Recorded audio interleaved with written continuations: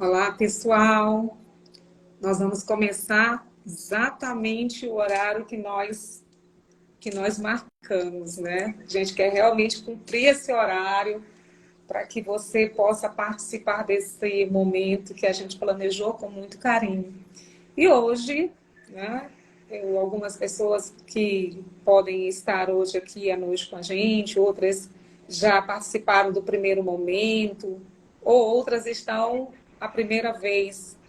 Queria que vocês escrevessem aí se é a primeira live que você está assistindo sobre a questão do financiamento, porque essa é a nossa segunda live.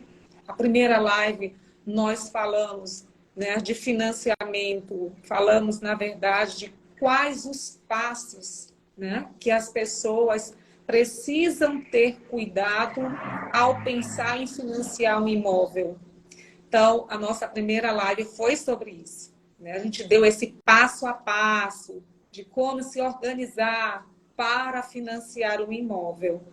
E hoje, a nossa live, a pedido de algumas pessoas que nos mandaram, nós vamos falar sobre tudo que você precisa saber para escolher seu tipo de financiamento. Depois que a gente já falou de todo o passo, né? De como organizar tudo para estar pronto para financiar o imóvel, agora chega a hora da gente compreender melhor de qual o tipo de financiamento é o melhor. Para isso, a gente precisa conhecer. E aí eu queria apresentar para vocês, que já chegaram aí, gostaria de apresentar o Ed Lindoso. Ed Lindoso é proprietário, sócio proprietário da EM Consultores e Advogados, já trabalha no ramo imobiliário, financeiro, né? Já há 30 anos está no mercado e é uma pessoa que, de fato, tem a expertise para falar sobre esse assunto, porque ele está o tempo todo, né, tendo contato, porque ele faz exatamente os financiamentos bancários dos imóveis que nós vendemos, né? Hoje nós temos a M Construções e Serviços Imobiliários, quais nós somos sócios. Essa empresa, ela não só hoje trabalha com a venda e aluguel de imóveis, mas nós também cuidamos com muito carinho daquele imóvel do nosso cliente ou de alguém que não é nosso cliente ainda, mas nos procura porque está há muito tempo tentando vender o imóvel e não consegue vender. E aí nós chegamos lá e descobrimos quais as razões que às vezes não é possível vender, às vezes alguns problemas que ocorreram no financiamento, né? Alguma questão em relação ao imóvel que não está adequado dentro dos padrões do financiamento. E nós resolvemos então fazer uma reforma e aí colocamos esse imóvel em condição de ser vendido e assim realizar o sonho de quem está vendendo e da pessoa que está comprando. Então, a M Construções e Serviços Imobiliários, se você ainda não nos segue, aí você passa a seguir a Paula Prazeres Corretora. Se você precisar dos nossos serviços, nós estamos aqui pronto para atendê-los.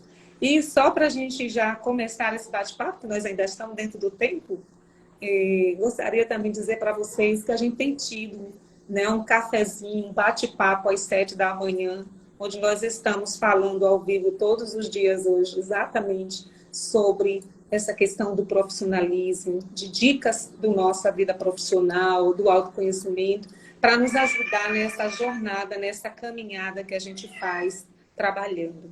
Tá? Então, se você tiver interesse de tomar esse café de manhã às 7 da manhã comigo, é só também entrar aí na nossa página às 7 da manhã. Todos os dias a gente está tentando fazer. A pedido de algumas pessoas que eu pensei em fazer só uma vez na semana, alguém, não, continua, e aí eu estou continuando.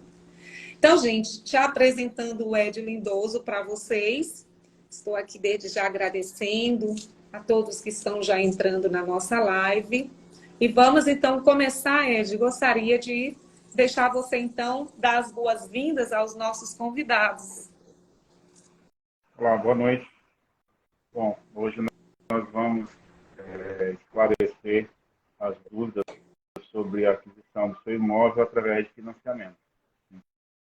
Então, é importante que vocês questionem o máximo possível, tirar todas as dúvidas, para que a gente possa, na próxima live, sugerir ou passar para uma outra composição do que compreende a aquisição do imóvel, tanto na planta, novo, quanto usado. E estamos à disposição para ajudar, né, colaborar aí com os custos da casa própria. Eu não sei, talvez para vocês, mas está falhando aqui para mim, Edmilson. Está falhando aqui um pouco. Talvez seja para mim, mas porque hoje, gente, a internet está realmente muito ruim. Mas eu espero que a gente consiga, aqui na live anterior, a gente começou quase 8h30 por causa da internet, né? Eu espero que essa internet não esteja assim, com problema comigo e com você, Ed. E a gente consiga fazer a nossa live hoje, tá? Então, gente, já começando, pedindo a você que comece a anotar aí, pegue um papel, anote as suas dúvidas, a proporção que a gente for fazendo esse bate-papo, você coloque e escreva aí no chat, faça a sua pergunta e aí nós vamos fazer o possível para responder, tá bom? Então vamos logo começando, Ed, com a primeiro ponto que durante esses anos que nós estamos no mercado imobiliário é a pergunta que as pessoas fazem logo. A gente até falou na live anterior que as pessoas estão preocupadas com alguns pontos que esquecem da organização de até chegar nessa parte que nós vamos falar agora. Porém, a gente acredita que quem assistiu a live anterior realmente já está aí se preparando com aqueles passos que nós passamos para vocês, os passos de como a gente se preparar para comprar um imóvel. Então, a pergunta de 1 milhão. Quais são os tipos, Ed, de financiamento que existem hoje?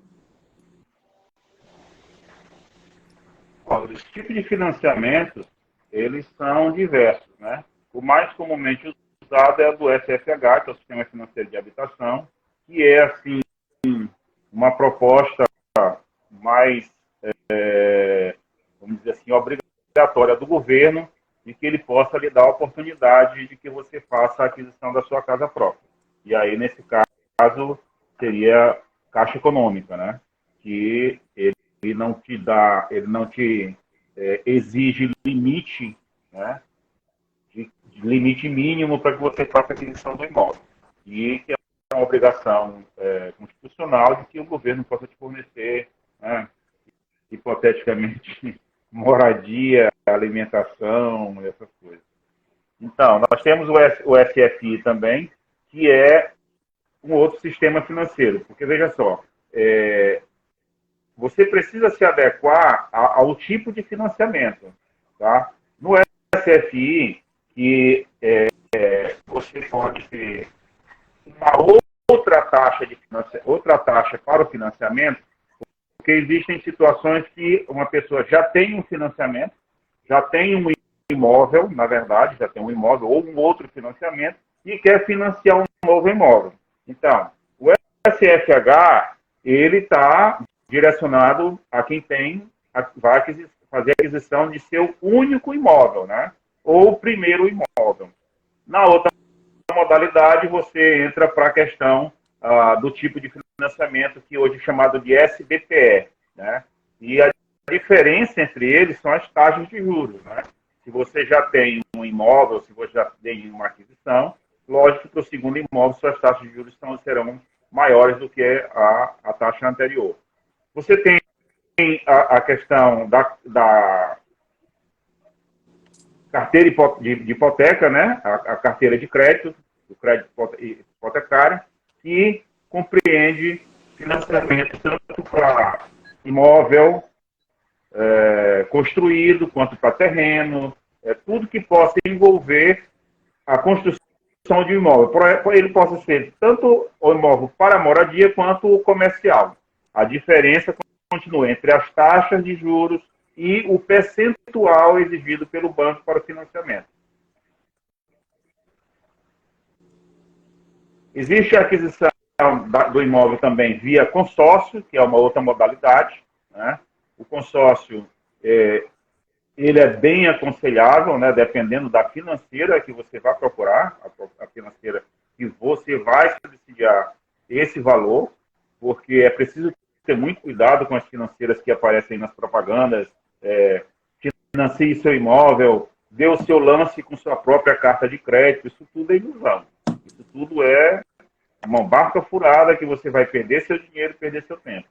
Na questão do sistema financeiro de habitação, tanto o SBPE quanto o que é usado do Fundo de Garantia, que é o SFH, que são recursos do Fundo de Garantia, você faz diretamente com o banco e você financia até 80%. 20% você tem que ter de capital financeiro, né, de recurso próprio, para que você possa fazer a aquisição do seu imóvel. Além disso, não devemos esquecer que você precisa de um valor de 5% a 7% para as taxas, né, bancárias e as taxas de tributos, que compreende a taxa de banco, né, a taxa de banco de crédito que você vai fazer para o financiamento, o ITBI, que é o Imposto de Transmissão de Bens, que é pago à prefeitura, e o registro do imóvel. E o registro do imóvel, você paga o valor do registro do imóvel sobre o valor total do imóvel, mais o valor a ser hipotecado. Se é 80%, se é 70%, 60%, isso vai depender da modalidade do seu financiamento. Com relação ao consórcio, que é o que eu acho mais interessante, não para quem tem pressa, né? Mas para quem se planeja, tem algum recurso que você possa fazer um consórcio, dar um lance do seu próprio recurso, tá? E adquirir uma carta de crédito. Quais são as vantagens? Primeiro, você não tem juros sobre esse valor que você vai fazer a aquisição do seu imóvel. Então, se você for calcular a prestação da parcela do seu financiamento, comparando com a parcela do seu consórcio, ela chega a ser até 1/3 do valor. Por quê? Porque ela não incide juros. O que incide sobre ela vai ser uma taxa de administração, que compreende entre 15% a 25%.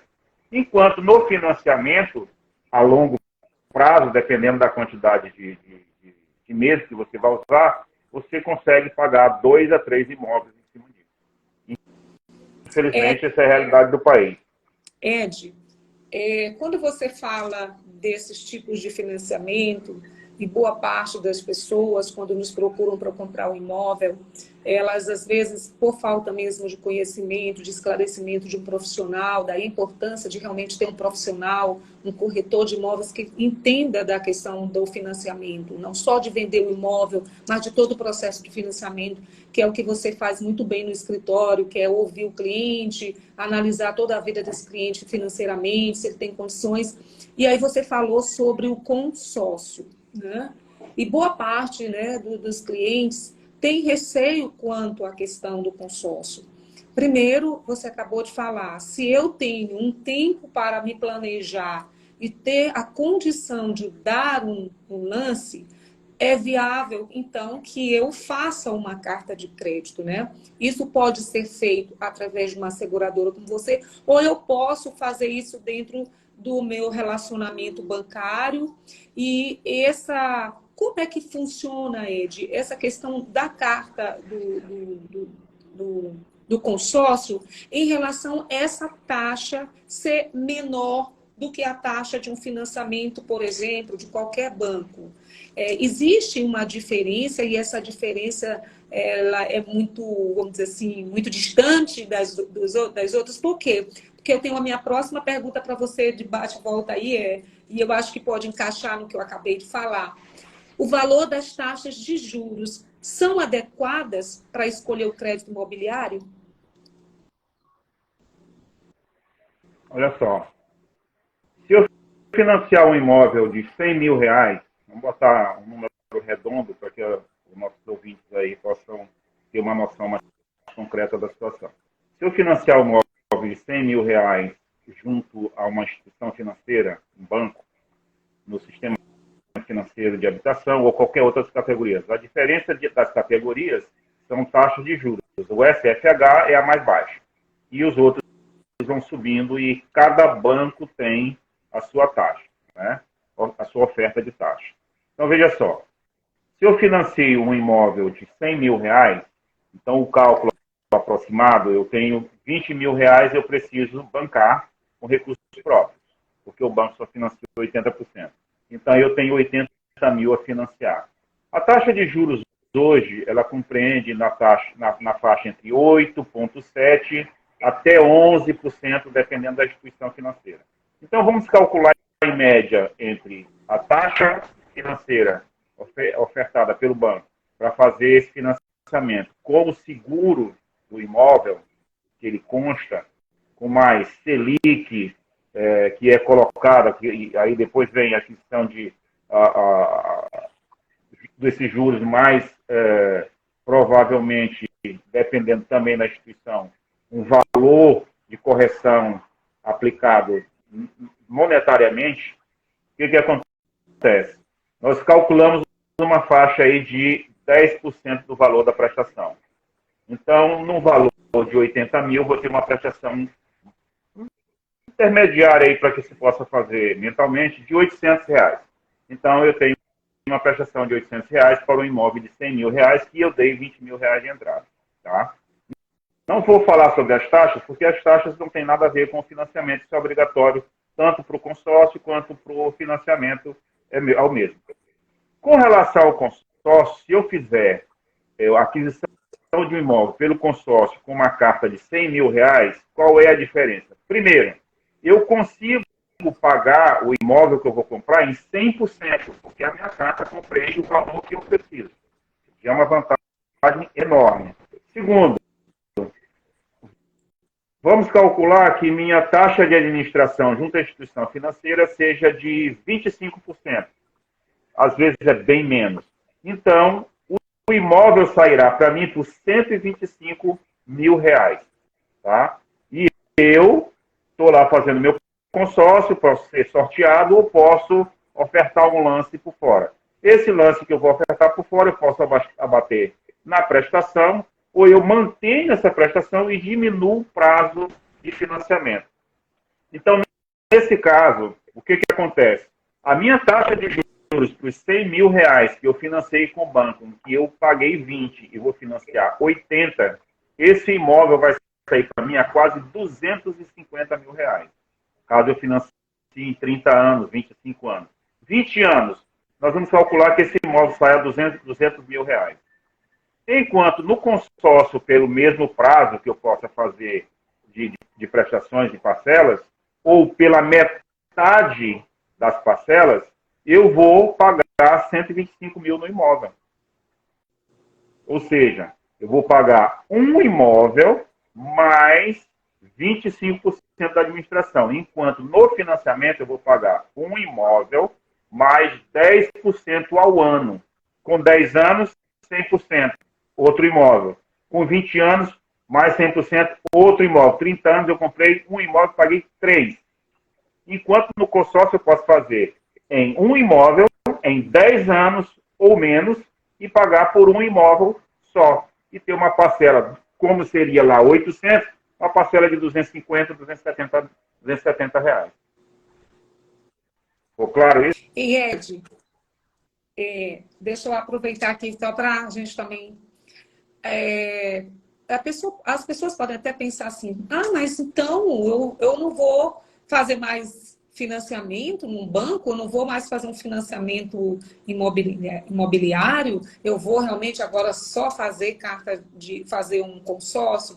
Bem, gente, nós só queremos esclarecer um pouquinho assim, que a questão do financiamento, e olha que nós estamos querendo assim ser muito honestos e decentes com vocês, no sentido de que a gente quer trazer essa clareza de todas as possibilidades. Nós poderíamos falar aqui só do financiamento imobiliário por via bancária, por banco de relacionamento ou qualquer outro banco que você deseja. Mas nós estamos trazendo aquilo que eu falei hoje pela manhã. Nós precisamos trazer a verdade, né, a clareza para as pessoas saberem o que vão fazer. Porque, gente, financiar imóvel não é uma coisa assim como comprar uma roupa, né? A gente até costuma dizer isso, eu e o Edmilson, quando a gente está com o cliente, financiar imóvel é algo muito sério. né? Nós já chegamos, vou só contar um exemplo aí para o Ed fazer aqui a outra pergunta, mas se você tiver ainda dúvidas sobre o que ele acabou de falar, você pode escrever aí que eu passo, eu olho aqui. É que nós temos algumas situações que nós já vivenciamos, que nós encontramos pessoas que estão com o nome preso num determinado financiamento bancário, né? Ou seja, elas estão fazendo o que as pessoas, até hoje uma pessoa me perguntou, você tem alguma chave para passar? Né? A gente já recebemos vários clientes que queriam comprar o imóvel e não podiam comprar, porque o nome estava dentro de um financiamento que foi feito na época e ele não conseguiu pagar. E aí ele tem que passar a chave, porque ele não está tendo mais condições de pagar aquela parcela do financiamento. E por que a gente está trazendo essa clareza dos tipos de financiamento? Porque você se planeja, você se organiza. E comprar o imóvel é uma coisa séria. Você quer falar alguma coisa, Ed, sobre essa questão daquilo que a gente tem chegado até o escritório, que é a questão da pessoa, eu quero uma chave para passar, né? E às vezes não. Mas por quê? E aí a gente acaba perguntando, mas por que você quer uma chave para passar? Né? Por que você não compra logo um imóvel? E aí a gente acaba descobrindo o que aconteceu, né, Ed? E eu não aconselho essa negociação de passamento de chaves, né? Porque você está gastando um valor financeiro sobre um imóvel que não é seu, em que você vai assumir uma prestação a longo prazo que também não é sua, e que a gente não sabe o que pode acontecer no decorrer desse prazo. Vamos lá, você fez aquisição de uma carta de crédito de um imóvel que você pagou 40, 50 mil reais, adquiriu o imóvel e assumiu as prestações. Mas esse imóvel não é seu. Aí vamos para o tal de contrato de gaveta. O banco, na verdade, ele não reconhece esse contrato de gaveta. A relação dele é diretamente com quem fez o financiamento. Aí vamos lá, o que já tem acontecido bastante dentro do escritório, de pessoas que procuram para ver como é que a gente resolve isso. O cara que passou, faleceu. E aí o imóvel passa a ser dos herdeiros. Como é que você vai resolver isso? Ação judicial, comprovar que você comprou, comprovar que você assumiu. Ou seja, você vai gastar muito mais com a justiça para comprovar que você fez a aquisição de um imóvel nessas condições e ter uma dor de cabeça eterna. Então, não vale a pena. A relação do consórcio, que a pessoa, que como o Paulo falou, então eu não preciso mais financiar nenhum imóvel, porque então eu vou fazer consórcio. Veja bem, para você fazer um consórcio, você tem que ter 30% a 40% do imóvel para que você tire esse imóvel rápido. E o que é rápido num consórcio? 6 meses, 7 meses.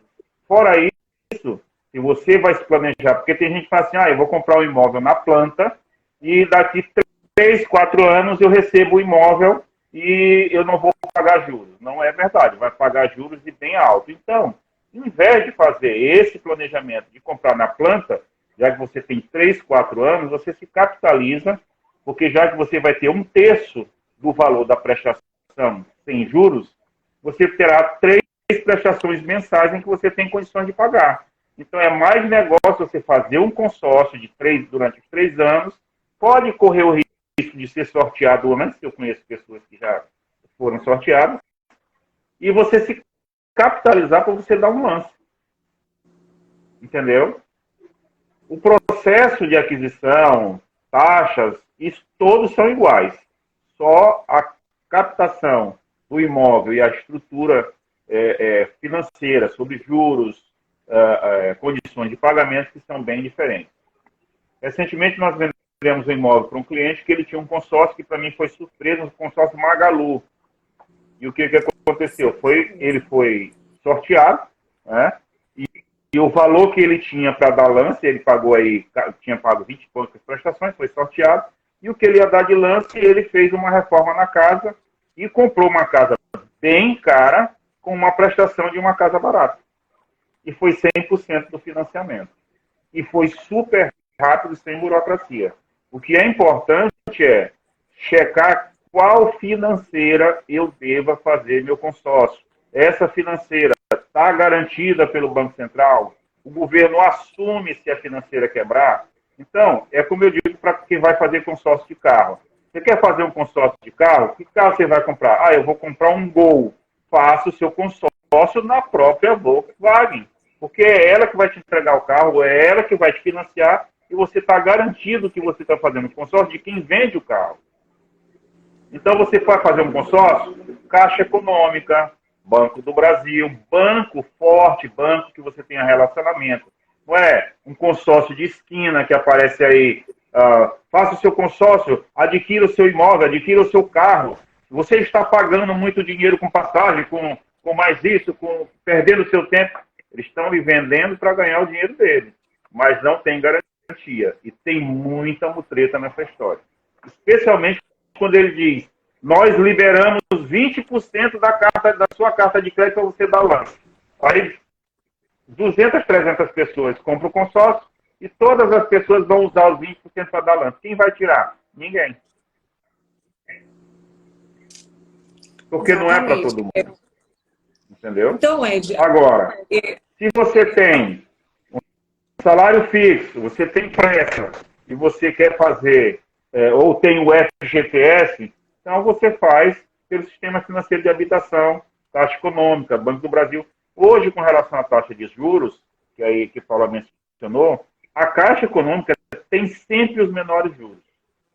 Embora alguns bancos, por exemplo, há situações em que o Banco do Brasil já tenha me ofertado taxas menores. Mas quando você agrega as taxas pertinentes a esse financiamento, que é de seguro, é a taxa de remuneração e outros pormenores, no final a prestação fica maior do que o outro que tem um juros maior do que o dele.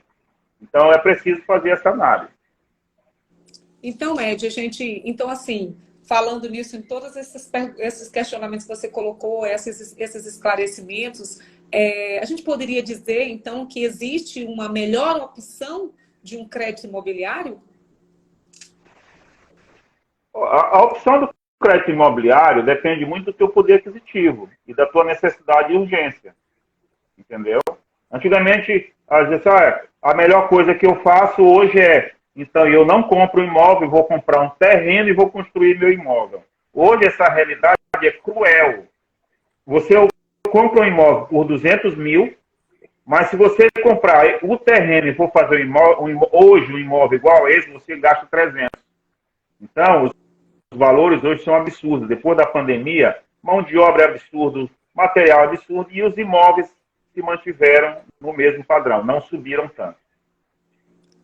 Então, é necessário você ver qual é a minha necessidade, qual é o meu tempo de necessidade de receber meu imóvel, quanto eu ganho, quanto eu posso dispor, que tem que ser no máximo 30% da sua renda bruta, tá?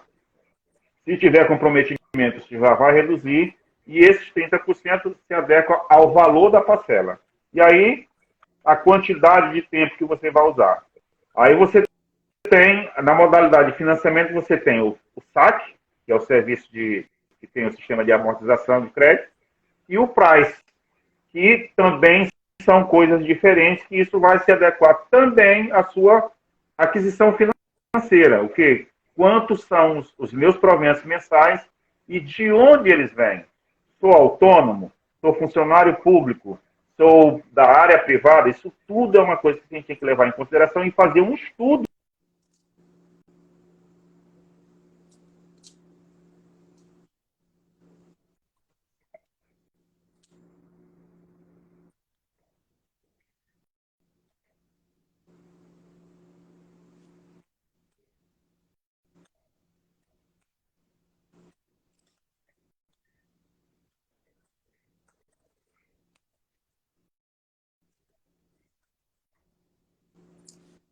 Certo. Ed, você já está dando para ouvir, gente? Está falhando alguma coisa? Por favor, coloque aí no comentário se está falhando, se está tendo alguma dificuldade, porque a internet realmente está muito ruim hoje, né? Mas a gente vai se adequando aqui, se organizando. E, Ed, Então, já que você falou sobre essa questão aí da taxa de juro, ou melhor dizendo, eu queria fazer aqui uma pergunta que boa parte dos clientes gostam de fazer essa pergunta para a gente. Ou às vezes a gente já inicia o papo com eles, a conversa. Sobre qual banco tem hoje a melhor taxa de financiamento. Você já até falou da agora, mas assim, Sim, ó, sim. está falhando. Tem uma pessoa que está dizendo que está falhando, Ed. Isso, está Mande. falhando um pouco a sua.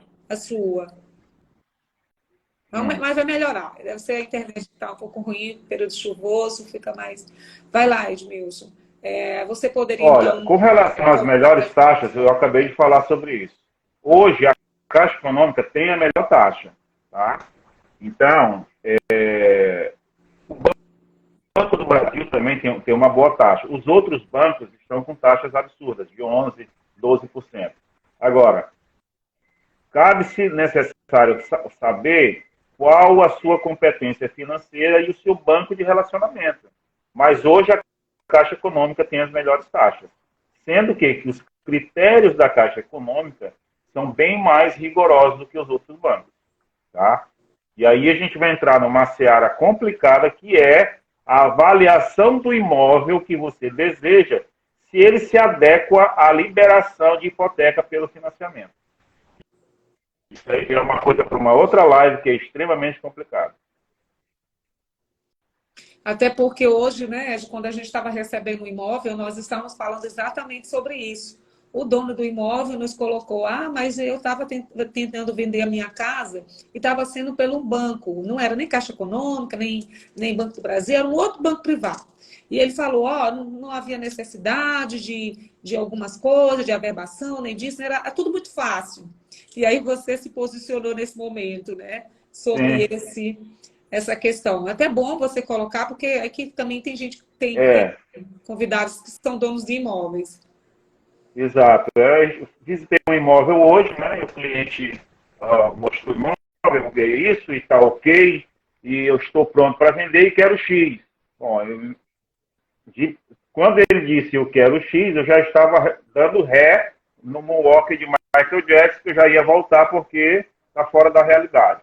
Mas, assim, eu sempre digo que o imóvel tem três valores, né? Que é uma realidade. Ele tem o valor que o dono quer vender, apaixonado pelo imóvel, pelo valor financeiro. O outro valor é o que o cara tem e propõe comprar. E o terceiro valor, que é o real, é quanto vale realmente a avaliação desse imóvel, que é feito pelo sistema de engenharia do banco. Esse é o valor real, que difere dos dois outros valores. E qual é o risco? Muito alto, que é o que está tendo demais. O imóvel não passa na avaliação. O imóvel, quando passa na avaliação, o valor da venda é inferior ao valor proposto. Quem ia financiar 20%, deu 20% de sinal e falta mais 10 ou 15, não tem esse valor. Quem recebeu esse valor de 20% para fazer adequações no imóvel, pagar um IPTU atrasado, pagar uma dívida que tem para poder liberar o financiamento, isso tudo é possível contratualmente, mas se o valor do imóvel não bate, não vai acontecer. E aí o que acontece? Como o imóvel no condomínio que a gente foi visitar hoje, a pessoa vendeu o imóvel, recebeu o dinheiro, não deu certo, o cara não entregou o imóvel, o outro não recebeu o dinheiro de volta e estão aí brigando há 4, 5 meses sem saber o que fazer. Aí tem que esperar um terceiro que compre o imóvel para poder pagar o outro para que o outro entregue o imóvel. Então, isso é um balaio de gato terrível. E hoje, na situação de hoje, que estamos aí finalizando o inverno, dos imóveis que eu tenho recebido, dos imóveis que a gente tem visitado, nenhum imóvel passa na avaliação da engenharia. Nenhum. Mas quando você pergunta para o dono como é que está a sua situação do seu imóvel, está maravilhoso. E o documento perfeito. Aí o imóvel tinha 2 quartos, ele fez um, tem 3. Aí ele tinha uma puxada, ele fez um terraço, ele abriu por um lado, puxou uma churrasqueira, fez um bagulho lá. Quando você olha o documento, eu comprei um Fusca e estou vendo um Fiat. Aí não passa. Mais um problema. Então é complicado. É complicado. Então a nossa proposta hoje, com relação aos donos de imóveis é: a gente avalia o imóvel, assume o imóvel, faz as modificações, faz o upgrade no imóvel para que ele possa passar na engenharia para que a gente venda o imóvel. Se não, É, não passa. Não conheço nenhum até agora que esteja adequado para isso. a verdade. Ed, e assim, quando a gente fala também em financiamento de imóvel, de tipo de financiamento de imóvel, a gente vem, até você já falou, mas pode ser que alguém já, tem muita gente entrando agora na live, né, e não pode, de repente não tenha ouvido. Mas um dos pontos que a gente fala é que existe um valor mínimo para o financiamento do imóvel. O que você fala sobre isso? Talvez você até falou no início, mas alguém que chegou agora, existe um valor mínimo para você financiar o seu imóvel hoje? Não existe valor mínimo, tá? O valor do imóvel é o valor em que, lógico, você não vai dizer que vai financiar um imóvel de 20 mil reais, que isso não existe. Mas vamos lá, possivelmente eu comprei um imóvel de 150 mil e eu tenho 100 mil, 110 mil, quero financiar 40. É possível? Sim, é possível. Tá? Alguns bancos têm algumas exigências. Por exemplo, eu tenho um caso no Banco do Brasil em que o Banco do Brasil, ele não financia avaliado por menos de 100 mil reais. Ou seja, a avaliação do imóvel tem que ser no mínimo 100 mil reais e você financia desse valor pelo menos 60%. Ou seja, 60 mil é o valor mínimo que ele financia para ti. Isso é uma regra do Banco do Brasil. A Caixa Econômica não tem valor. É o valor do imóvel, o valor está registrado, é feita a avaliação, passou no sistema de avaliação, a engenharia aprovou, cabe hipoteca, cabe tudo. Bom, o imóvel é 80 mil, então é 80 mil, é isso que a gente vai financiar. Então não Certo. existe esse valor mínimo, valor máximo. O que vai determinar isso é o tipo do imóvel e a E sua a situação. avaliação. Isso. Certo. Ed, então aí a gente já está falando sobre todo esse tipo, já falamos sobre os tipos de financiamento, mas também a gente tem aquela pergunta, né? Vamos aqui no nosso bate e volta, que é uma pergunta parece assim ser muito simples, todo mundo pode saber ou não, mas é aquela: qual a idade máxima permitida para financiar o imóvel? A gente até conversou sobre isso hoje, né? Veja bem, não vamos falar sobre idade máxima, porque o que é trabalhado dentro do sistema de crédito, tanto faz imobiliário quanto crédito financeiro, tudo que envolve finanças, está dentro da expectativa de vida do brasileiro, ativo, né? O INSS diz que você pode trabalhar até com 90 anos, porque aí ele está te pagando, mas quando ele vai te cobrar, ou você precisa dele, ele diz que o máximo é 80. Então, a base são 80 anos e 6 meses. O que significa isso? Eu pego 80 anos e 6 meses e subtraio a minha idade desse montante de período. Bom, eu tenho 60 anos, eu posso financiar o imóvel? Pode, desde que seu imóvel não ultrapasse 80 anos e 6 meses. Então, se eu tenho 60, meu prazo máximo de financiamento será 20 anos e 6 meses. E isso vai impactar no valor da parcela. Por quê? Se eu financio só 20 anos, a minha parcela com certeza será bem maior do que se eu posso financiar com 30 ou 35 anos. Mas que é possível sim. Então, aí no caso, Ed, tem muito a ver com a relação de riscos que, no caso, está sendo o banco toma isso como dentro do crédito? Exato. Porque, assim, é obrigatório que haja um seguro. Esse seguro é seguro de vida, seguro por morte e outros derivados. Então, o que significa? Ora, se tua expectativa de vida é 80 anos, como é que eu vou te vender uma coisa para me pagar com 85?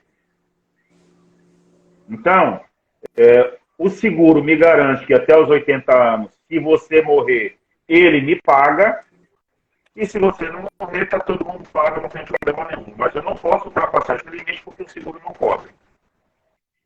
E aí eu estou correndo o risco de ter um calote. Entendi. Então, aí a gente pode ir logo para essa outra perguntinha, que é também muito básica aí no nosso bate e volta, que são aquelas perguntas que parecem, né, que não fazem, mas elas acontecem, gente. Tal qual qualquer pessoa, então, pode financiar um imóvel hoje? Sim, qualquer pessoa, desde que você tenha renda comprovada. O que é uma renda comprovada? Eu tenho ela. Ou através de Acho que está falhando. contra-cheque. Está falhando para vocês? Ah, vai, continua, Ed. Acho que melhorou agora. Sim. Então, vamos lá. Qualquer pessoa pode comprar, sim, maior de 18 anos, que tenha renda comprovada. Tá? O que é renda comprovada? A renda comprovada são meios oficiais em que eu posso comprovar que tenho a renda. Eu tenho uma carteira profissional, ela é assinada, eu tenho um contra-cheque. Isso é uma renda comprovada. Ah, eu sou funcionário público, eu tenho um contra-cheque, sou estatutário, não tenho carteira profissional, mas sou estatutário. Renda comprovada. Ah, eu sou profissional liberal, eu sou autônomo, eu sou isso. Mas eu não tenho contra-cheque, não tenho carteira profissional. Mas você tem um imposto de renda e uma movimentação bancária. Então, quem comprova tua competência? Secretaria de Receita Federal do Brasil, teu imposto de renda. Eu não tenho emprego, mas eu sou autônomo, eu vendo isso, eu compro isso, e eu ganho 3 mil, 2 mil, 3 mil por mês e está lá no imposto de renda. E se você fizer uma análise da minha conta bancária, esse dinheiro passou da minha conta. Então, também é uma renda comprovada. E aí o banco te pede o seu imposto de renda e depois ele te pede o teu extrato bancário. Certo. Gente, eu vou parar só com um pouquinho para o bate-volta, só para dar oportunidade para que você possa fazer uma pergunta. Ed já falou muito e como um bom professor, que ele também é o meu professor, como um bom professor, a gente transmite o conhecimento, mas a gente quer saber se os alunos passam no teste, né, Ed? Se os alunos realmente compreenderam, assimilaram o que a gente está conversando aqui. Então, eu vou dar um tempinho aí para a gente começar a segunda rodada aqui. Se alguém gostaria de fazer uma pergunta, né?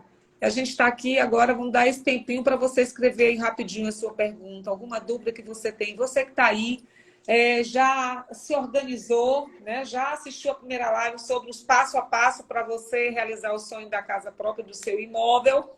Então, agora a gente está falando dos tipos de financiamento, dessas taxas. Então, se você agora tiver uma pergunta, coloque aí. Vamos ver aí qual vai ser a primeira pergunta, Ed, que vamos fazer. A gente volta já já, que a gente vai falar agora de outros pontos importantes, gente, que faz parte. Já me perguntaram se a live vai ser gravada? Sim, nós vamos deixar a live gravada lá no nosso canal do YouTube. Se você ainda não me segue no YouTube, você vai e procura lá Corretoras de Excelência e todas as nossas lives e outras lives e vídeos que a gente tem. Ed agora está muito nesse movimento de querer trazer esclarecimento para as pessoas, porque eu me lembrei hoje, Ed, e até falei isso pela manhã, de que você disse uma vez isso para mim, e o professor também até fez essa frase. Não adianta você ter só conhecimento. Conhecimento é poder, mas se esse conhecimento você não esclarece, você não oportuniza as pessoas a aprenderem, ele vai ficar só como se fosse gordura no cérebro, né? Só acumulando ali e você acaba não compartilhando também as informações. Alguém quer perguntar? Vamos lá. Acho que está todo mundo sabidinho, esse povo todo que está na live aqui, tá todo mundo entendendo. Enquanto a pessoa pergunta, eu esqueci que era para eu ter falado sobre uma questão de financiamento, do uso do FGTS. O que é possível dentro da Caixa Econômica? Se o teu FGTS compreende o teu saldo 10% do valor do imóvel até 170 mil, talvez tenha subido para 185, mas eu não tenho certeza ainda que já tenha subido, você tem um financiamento como pró-cotista do uso completo do FGTS. O que significa isso? Isso é uma questão maravilhosa, porque aí você vai ter os juros como pró-cotista, porque o juro vai ser o juro incidido sobre o FGTS. Ou seja, ao invés de pagar na média de 10%, você vai pagar com o FGTS a faixa de 6, 6,7, 6,8. O funcionário público federal, com a Caixa Econômica, ele tem um convênio. Há um convênio da Caixa Econômica com o funcionário público federal. As taxas de juros são bem reduzidas, chega a nível de procotista e a Caixa financia 100% do valor. Olha essa pergunta, Ed. Nossa primeira pergunta aqui da Joanirdes, ela fala assim: quem tem empréstimos consignados compromete o valor do financiamento do imóvel? Essa pergunta aí é a pergunta do milhão, viu, Joanirdes? Eu falei no começo que você pode fazer a aquisição do imóvel desde que ele não ultrapasse 30% do valor dos seus proventos brutos. Ou seja, eu ganho 10 mil reais, 5 mil reais, vamos lá. 5 mil reais, 30% são 1.500 reais. Então, eu só posso comprar o imóvel se a minha parcela chegar no máximo a 1.500 reais. Ah, mas eu tenho um empréstimo consignado em que eu pago 600 reais de consignado. A tua margem já vai cair de 1.500 para 900, porque 600 você fez um consignado. Então, ele vai influenciar sim. E esse é um problema gigante que a gente tem dentro do escritório. As pessoas querendo comprar imóvel, mas com consignado comprometido. Por exemplo, tem um delegado conhecido nosso em que ele quis fazer a aquisição do imóvel nosso. E ele tem um salário de 30 mil reais. E ele tem 4 consignados. E aí? Ele ainda sobra do salário dele, embora ele tenha 4 consignados gigantes, ele ainda sobra 12 mil reais do salário dele. Ou seja, bom, se eu tenho 12 mil, eu posso tirar 2 mil, 2.500, 3 mil para pagar o imóvel. Mas ele não consegue aprovação de crédito. Por quê? Porque os 30% do valor que ele possa aportar para a negociação imobiliária ou financeira, ele já usou. Se ele ganha 30 mil, 30% disso vai dar 9 mil reais. Ele já usou 14, ou seja, ele não tem margem nenhuma, embora sobe dos 12 mil reais, ele gaste 3 ou 4 para se manter e sobe todo mês 8 mil reais. Mas ele não vai conseguir comprar. Financiado, não. Essa é uma pergunta que, na verdade, essa é uma situação muito decorrente, né, nas situações de financiamento. Um outro ponto que essa pergunta até já pode aproveitar é que as pessoas também falam, não só a questão do consignado, mas a gente já falou isso na live anterior, a questão de você ter o cuidado com aquilo que você, vamos dizer, não se planeja, e aí vai aparecendo as novidades das dívidas, né? Dos compromissos que a gente não conseguiu, e aí, exatamente quando você vai fazer um financiamento de um imóvel, aparece ali como negativo e o banco não aprova o seu crédito. E o Inclusive, pior, às vezes acontece também, depois de aprovar o financiamento, antes de assinar o contrato, a pessoa faz um comprometimento. E aí, 24 horas antes de assinar o contrato, o banco faz uma reavaliação e diz: ei, nós não podemos mais assinar contrato, porque agora apareceu essa surpresa. E esse é o pior momento da surpresa, porque você já pagou taxas, você já pagou os 20% que já estava aprovado, você já fez toda a negociação, já pagou um monte de coisas, e aí, como é que se devolve o dinheiro, como é que se desfaz a situação? Porque você resolveu tomar uma atitude sem comunicar o teu corretor, o teu agente financeiro. É complicado. Gente, tem mais alguma pergunta de 1 milhão? Que aí nós vamos passar para a nossa segunda parte. A gente já está concluindo nossa live. Nós vamos fazer 1 hora, como nós planejamos, até porque a gente sabe que todo mundo tem sua vida, sua rotina, e aí você parou um pouquinho aí para nos assistir, e vai ficar gravado, você pode assistir depois com calma. Mas se alguém tiver mais uma pergunta, pode fazer, daquilo que o Edmilson já compartilhou sobre a questão dos tipos de financiamento, né? Eu ia falar sobre o FGTS, mas você já trouxe aí essa questão dentro da sua fala, então a gente não vai haver necessidade de fazer essa pergunta sobre isso. Mais alguma pergunta, gente? Se não, nós vamos aí para uma questão, Ed, que tem muito a ver, e a gente até falou que depois nós conversando, nós achamos que falar sobre a questão do imóvel novo, né? né, de falar também sobre Minha Casa Minha Vida, era um ponto que a gente tinha conversado, né?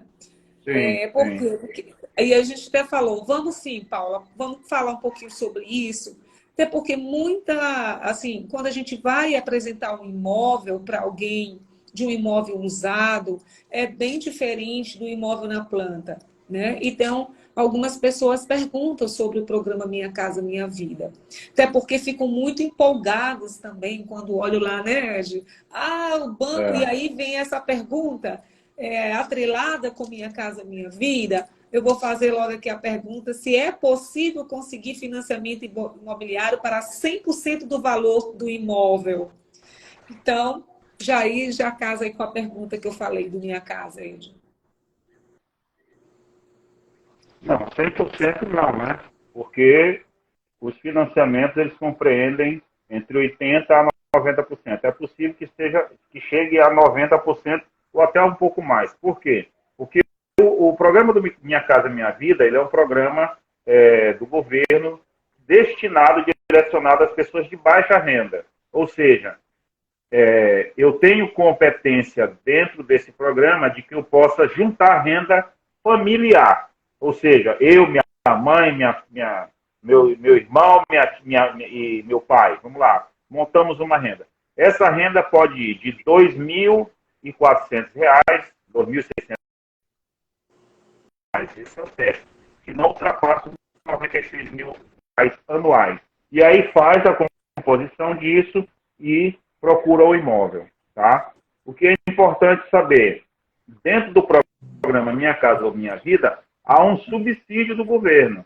O governo pode subsidiar isso em até 25 ou 27 mil reais, dependendo da modalidade do imóvel. Existe outro programa também que a gente está usando bastante agora, que é o financiamento de imóveis para militares, que também se aproxima dessa situação do Minha Casa Minha Vida. Ele tem aí um subsídio de até 25 mil reais. Tá? Então, você pode, dentro do Minha Casa Minha Vida, fazer uma composição de renda. 3, 4 pessoas da própria família para adquirir um imóvel. Sendo que essa renda mínima tem que ser de R$ 2.600. Muito bem, Ed. Então, gente, se você quiser ainda fazer uma pergunta ainda, pode fazer dentro. Eu acho que tem alguém aqui, não sei, mas pode colocar aí que eu leio aqui a pergunta se você ainda tiver alguma dúvida sobre a questão do tipo de financiamento. Outra questão também, Ed, é que muitos dos nossos clientes não, estou falando dos nossos clientes, porque você tem uma preocupação muito, muito grande de que antes que a pessoa comece a sonhar com a casa própria, e aí você falou isso na outra live, que a gente não destrói os sonhos, não, gente. A gente só permite que esse sonho seja real com uma base firmada, né, para esse sonho. E aí o Ed falou uma coisa interessante, e aí eu queria colocar isso para vocês. É que em relação a você financiar o imóvel, você se preparar para um financiamento imobiliário, né? Do que a gente tem aqui apontado para vocês, dos tipos de financiamento, essa preocupação que não é estar surpreso com o que vai acontecendo, gente. Essa é uma preocupação que a gente tem. Sentar com o cliente, analisar, ver realmente se ele tem condições, tirar as dúvidas. Inclusive, o Ed costuma fazer uma planilha. Ele faz uma planilhazinha para o cliente com tudo que ele vai gastar, para que ele não tenha surpresa e não falte R$ 1 na hora que a gente for fechar ali, assinar banco e tudo. Então, essa pergunta, Ed, ela sempre acontece quando você faz essa planilha, conversa, é sobre a chamada taxa do financiamento imobiliário. Aquela bendita taxa que quando o cliente vê o valor, meu Deus, que taxa é essa, Ed? Esse aí não tem como fugir e é um padrão para todos os bancos. Essa taxa custa R$ 3.100. Ela compreende a engenharia, né? O processo de todo o financiamento, contratos, avaliação do imóvel, avaliação estrutural, que isso são coisas terceirizadas, o banco terceiriza, e são terceirizados independentes e com e com poder de decisão, e essa taxa todos os bancos cobram, tá? A Caixa Econômica, que é o que a gente mais trabalha porque o nosso processo é mais rápido, ela cobra R$ 750 de início, que é para avaliação do imóvel, para a liberação do engenheiro, que esse dinheiro vai para a engenharia, para que ele vá até o imóvel fazer a avaliação e ver a condição do imóvel e a parte estrutural. Esse valor completo custa R$ 1.250. Daí você tem a taxa de abertura de crédito, você tem IOF, né, que não tem como escapar que o governo come um pedaço também, e você precisa pagar a parte contratual, porque tem uma elaboração de contrato, tem que pagar um jurídico, né? Você tem que pagar a alienação junto com a seguradora. Então, todos são iguais e o valor é idêntico. A diferença é que uns cobram antes e outros cobram depois. A Caixa hoje está cobrando tudo depois. Já não está mais exigindo nem os 750 do engenheiro. Na hora que você vai assinar o contrato, ela te cobra tudo separadamente. Mas não tem para onde fugir. Essa taxa de R$ 3.100 você tem que deixar separado, que é para pagar o banco. Como se ele Aí estivesse dentro ganhando dessa pouco, né? taxa, Ed, tem uma... Oi? Como se o Como é banco que é? estivesse ganhando pouco, né? Ed, tem uma outra taxa que essa taxa, as pessoas... Eu sou obrigado a pagar a taxa de seguro do financiamento imobiliário? Sim. Como eu disse, quem é que garante ao banco que você vai manter o financiamento, que você não vai morrer e vai continuar pagando, e que o imóvel não vai sofrer nenhum dano estrutural, desabar, ou ter um incêndio ou qualquer coisa que vá criar um problema. Quem garante isso é o seguro. Ora, se o banco vai te vender o imóvel para que você fique com ele pelo tempo que você pretende nas propostas que foram feitas, o banco precisa de uma garantia de que ele não vai perder este valor. Então, a contratação do seguro é obrigatória. Ah, eu tive um infarto, morri. Bom, morri, minha família vai para a rua? Não. O seguro quita o seu imóvel e a sua família fica com o imóvel. Então, é para isso que existe o seguro. Então, é obrigatório. Sem seguro, não tem garantia, não se faz. Certo. Mais alguma pergunta? A gente já vai estar finalizando aqui rapidinho. Se ninguém tem uma pergunta, porque os alunos, nossos alunos estão, ó, excelente. Significa que esse povo todinho, quando a gente for vender imóvel para ele, não vamos ter problema nenhum, todas as dúvidas, né? E é isso que a gente deseja, gente. Então, você que ainda não está seguindo a nossa página, você entrou aqui na live, mas não segue, então você clica aí, né? Nós temos um link na bio, esse link na bio, ele vai direto, né, lá para nossas páginas, onde nós temos, né, que é o YouTube, como eu já falei, tem no TikTok. A gente está nas redes sociais aí expandindo o nosso conhecimento, a nossa informação, para que você se prepare melhor para vender, para comprar um imóvel, gente. E você que está também na live hoje, que tem um imóvel para vender e que às vezes, e hoje a gente até falou isso, né, Ed? Eu só vou dar esse exemplo, gente, porque de repente você pode ser dono do imóvel ou você pode ter alguém que é dono de um imóvel que está com interesse de vender. Uma das preocupações que a gente teve, e a gente compartilhou isso numa determinada casa que nós fomos, sobre o próprio dono do imóvel vender o seu imóvel. E a gente deu um exemplo hoje, né, da preocupação que está sendo muito grande hoje com as situações que estão ocorrendo de pessoas, de dono de imóveis e de corretores que não são corretores de imóveis, que não são credenciados no Cresce e que estão chegando nos imóveis dizendo que são corretores e entram na casa, tiram fotos e aí colocam no LX da vida e de repente vende um imóvel para alguém, recebe um dinheiro e às vezes quando vai lá não é dono do imóvel, aquela pessoa não é o dono, ou o dono não vendi nada, eu não vendi meu imóvel de maneira alguma. Então, gente, olha só, é muito importante que nós saibamos que, assim como nós não nos consultamos com um médico que não tem ali, ó, né, o seu carimbozinho de médico, que está, você também tem que ter cuidado para quem você vai entregar o seu imóvel para vender seu imóvel.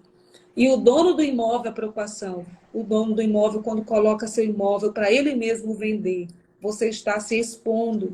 Por quê? Porque você não tem todo o critério que um corretor de imóvel, uma imobiliária tem, de fazer uma análise daquela pessoa para levar para olhar o seu imóvel. Então, muito cuidado, porque está tendo alguns casos aí de pessoas que estão usando do nome de corretor ou de empresa imobiliária e estão trazendo transtornos, viu, gente? Muito cuidado. Se a gente queria colocar, porque a gente falou exatamente sobre isso hoje. Na verdade, o meu posicionamento com relação a isso é, lógico, o proprietário do imóvel ele tem todo o direito sobre o seu imóvel, que é algo de sua propriedade, para vender, doar, fazer o que ele quiser, sem ter que consultar nenhum profissional.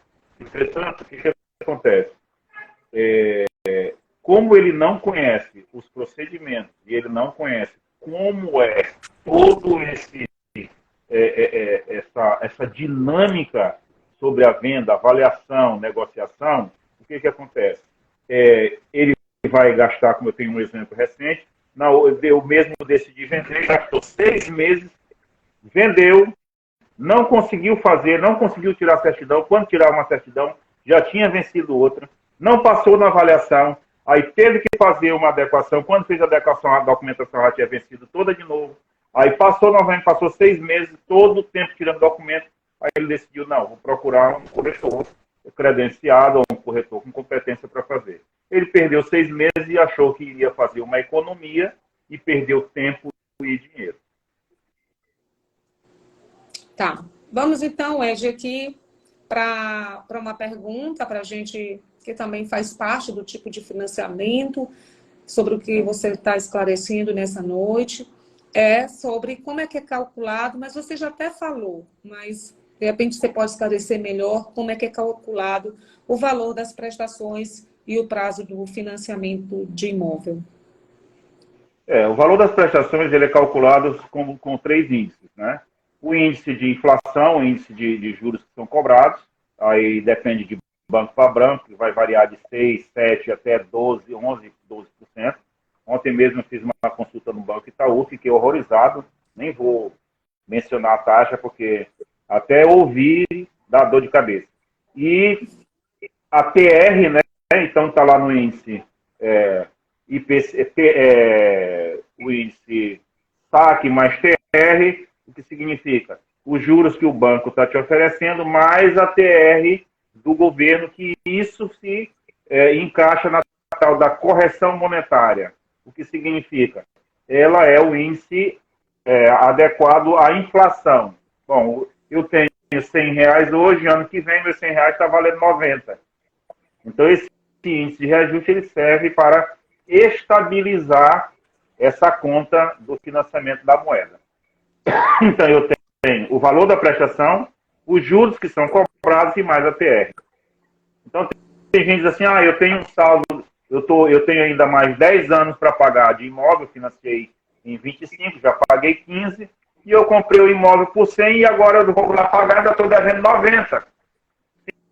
Sim, como você escolheu um sistema de amortização, você pagou para o banco todos os juros para ele pagar, para ele se beneficiar, que é o saque, e agora você continua devendo o terceiro imóvel, que esse é o seu. Os 2 primeiros são do banco. E essa é a diferença entre o consórcio. Muito bem. É triste falar sobre isso, porque isso é desanimador. Quer dizer que eu estou comprando 3 imóveis? Sim, você está comprando 3 imóveis, Falhou levando um pouquinho. Sim. E outra coisa, né, Ed, quando você falou agora sobre a questão das 2 taxas, né, vamos dizer assim, dessa forma, a melhor forma de financiamento, e a gente sempre fala para os clientes sobre a tabela price, o saque, tem gente que não compreende o que é essa tabela, o que é a price, o que é o saque.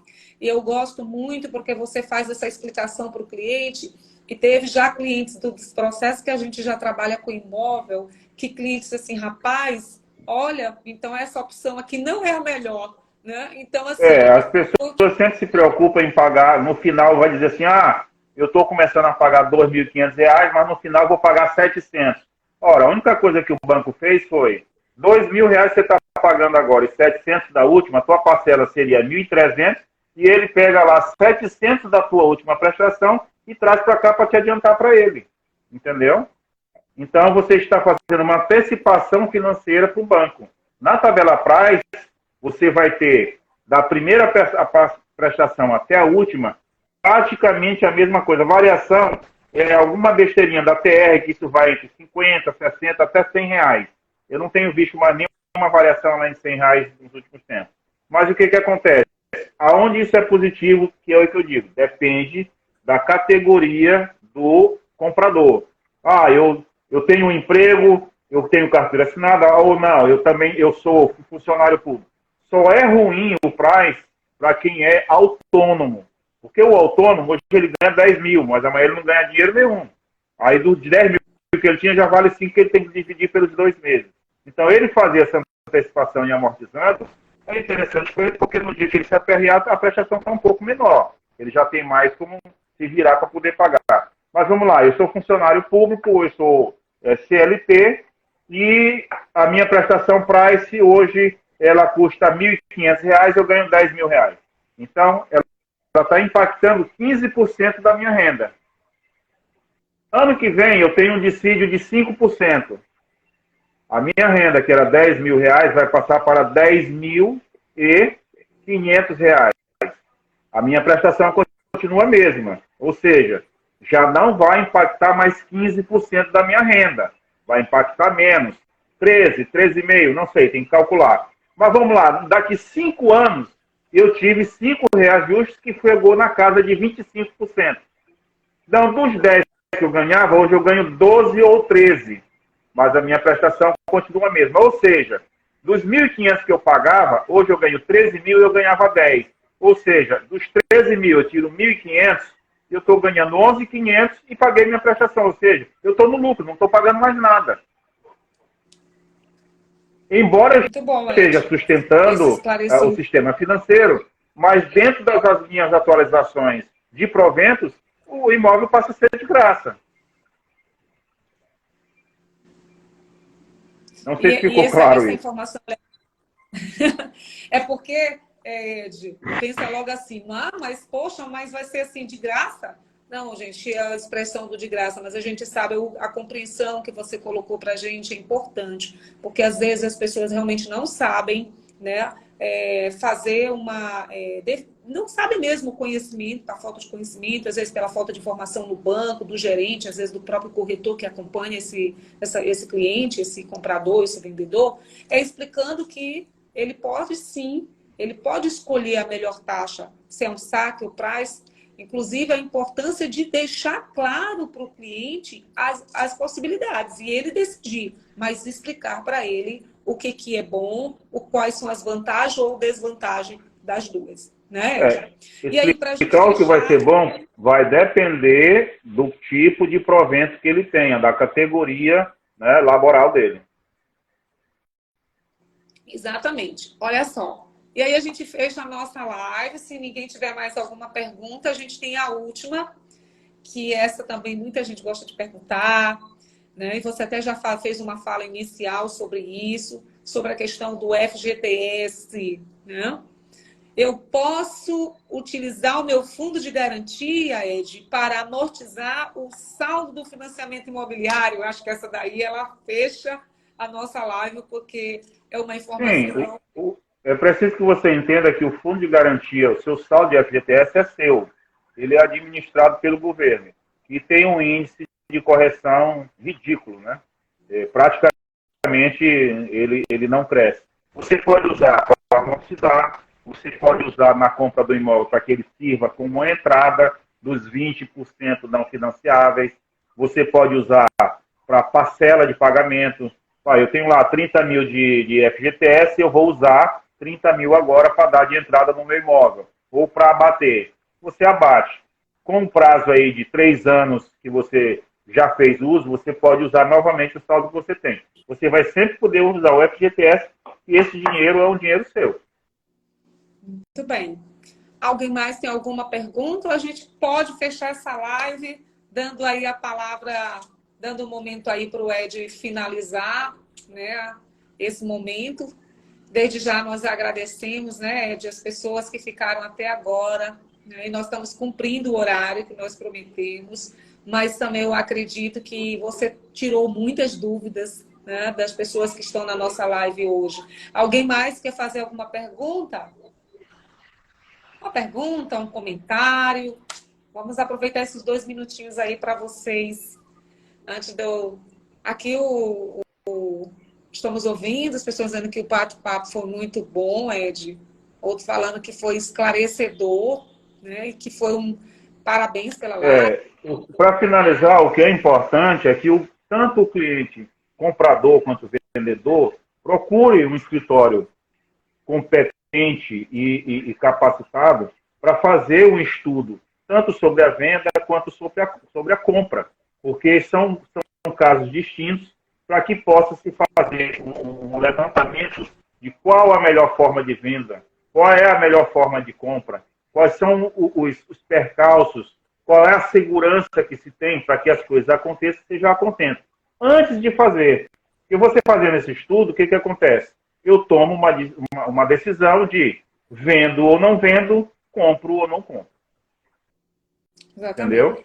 E um escritório não só um corretor, mas uma corretora, uma imobiliária. Por quê? Porque o corretor, ele vai atrás do cliente, 95% dos corretores não tem noção de avaliação de imóvel, então o primeiro número que ele dá aí é o número alto, o cliente vendedor se apaixona por esse número, e aí começa o problema, porque quando vem a realidade do valor do imóvel, as coisas começam a cair, o cliente já não concorda com o que você vai dizer, ele não te ouve mais. E não tem nenhum estudo financeiro sobre essa situação. Aí o que se vende é quanto custa o imóvel, quanto é a minha prestação, quanto eu ganho. Está dentro do que dá para eu pagar, pronto. Porque o Brasil vive isso. Para qualquer situação, como um eletrodoméstico, pague em 12 vezes, 10 vezes de 490. Bom, você não está vendo se tem 10.000% de juros. 490, eu ganho 5.000, dá para eu pagar, eu quero. Não é assim. Entendeu? Não é assim. E é isso que a gente tem para dizer. Exatamente, gente. Nós queremos agradecer a todos que participaram dessa noite. De fato, nós sabemos que é um desafio hoje você comprar um imóvel, né? Então, esse desafio precisa ser planejado, precisa que realmente você faça isso com um planejamento, com cuidado, porque às vezes eu digo isso por experiência de 9 anos aí nessa caminhada com o Ed. A gente tem visto, sim, cliente que às vezes sai para ir comprar o imóvel, gente, mas vai saindo procurando e procura tantos corretores, às vezes tem 5 corretores, e aí estão procurando, e às vezes quando nos encontra, aí às vezes a gente chega e diz assim, tá, vamos lá. Mas quando a gente começa a conversar com o cliente, a gente descobre que ele ainda não organizou a vida dele para comprar, o nome está no Serasa, às vezes está com os consignados, e aí a gente acaba sentando primeiro, orientando primeiro, organizando o que tem que organizar, para depois a gente sair para procurar o imóvel. Porque às vezes ele fica dando tiro para vários, tem corretores que, pela falta do conhecimento também, acaba saindo com ele procurando imóvel para tudo quanto é lugar. Mas o que é mais importante, gente, é a gente fazer a abordagem, sentar com o cliente, fazer uma escuta ativa para compreender, para entender quais as necessidades, quais as dores do nosso cliente, ou quais as dores do vendedor do imóvel, para que nós possamos resolver e assim a gente realizar de fato o sonho de comprar um imóvel. Então, muito obrigada a todos que estão aqui presentes nessa live. Nós vamos aí, né, de pensar em outro tema, algo já dentro disso, que as pessoas têm pedido para continuar falando de financiamento imobiliário, e a gente vai estar aí. Se você que gostou dessa live de hoje quiser nos seguir, continuar nos seguindo, e se também estiver precisando... As sugestões, né, dos clientes. As sugestões aí, a gente, qualquer questionamento que tiver, algum assunto, a gente trabalha em cima disso. Só que se você que ainda não tem um corretor, uma corretora de imóveis para te ajudar nessa sua jornada de encontrar o seu imóvel, você vai lá me clicar na minha bio, me chamar. Se você também é dono de imóvel e precisa vender e está realmente necessitando desse apoio, dessa assessoria, você nos procura que eu e o Ed estamos aqui para apoiar você também. Então, gente, boa noite. Muito obrigada. Nós agradecemos. Boa noite.